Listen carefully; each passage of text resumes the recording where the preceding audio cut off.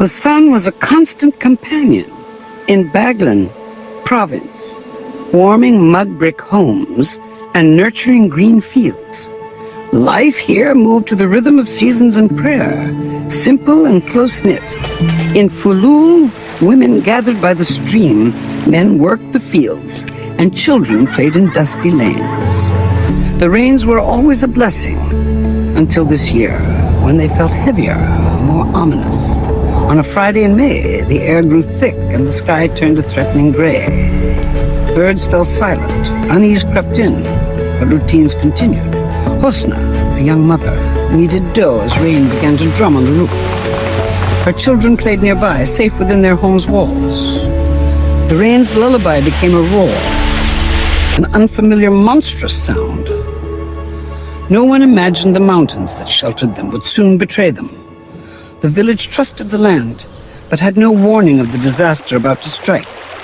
In moments, the ordinary would be swept away. The deluge was coming, and life would never be the same.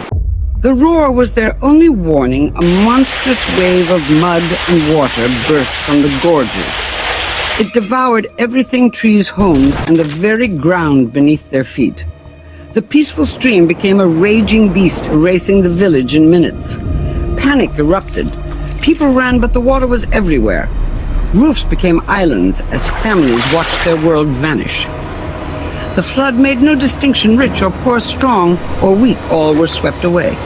In the chaos, families were torn apart, parents losing children in the current. The air was thick with loss and the metallic scent of mud. Familiar landmarks disappeared, replaced by a churning sea of brown debris. Furniture, toys, memories swirled in the violent current. For those caught in its grip, survival was pure luck. The village was transformed in moments, its future uncertain. Gulbudeen stood in the ruins of his home, grief etched on his face. I was gone for minutes. When I returned, there was no house. My family is under the mud, he whispered. His loss echoed through the village, a chorus of heartbreak. Hosna survived, but the flood took her son from her arms. Her grief was a heavy shroud. Harun Nafas recalled impossible choices. A man had to let go of one child to save another. Begum, an elderly woman, lost 12 family members. Her silent warning spoke volumes. The flood didn't just destroy homes. It erased entire family trees. Survivors clung to trees for hours, numb with cold and horror. Some were swept for miles, battered but alive. Many were not so fortunate. The mud became a graveyard, holding hundreds of innocent lives. Each survivor carried scars, physical and invisible. The village was left with stories of loss and survival. The landscape was forever changed. The devastation was immense, over 300urgent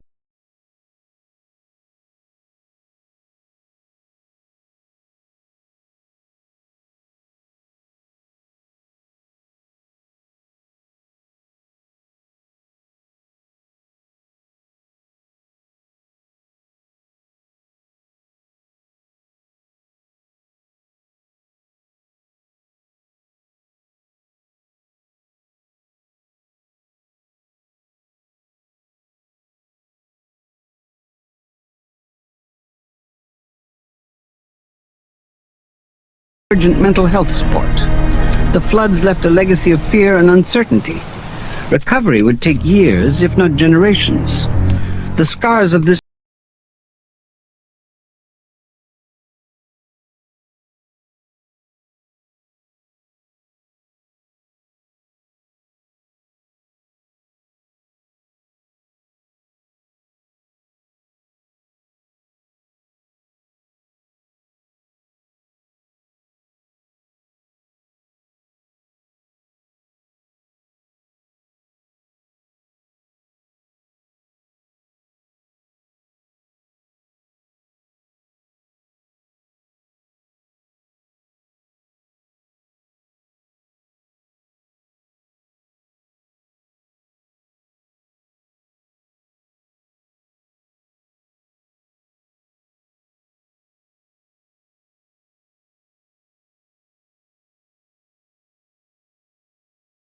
was a fragile but powerful light in the darkness.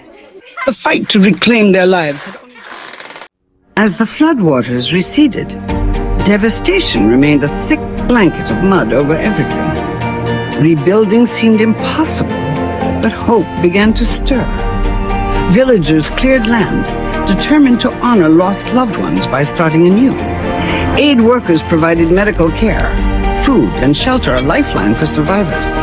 Each tent, each meal, was a small victory against despair. Afghanistan cannot recover alone.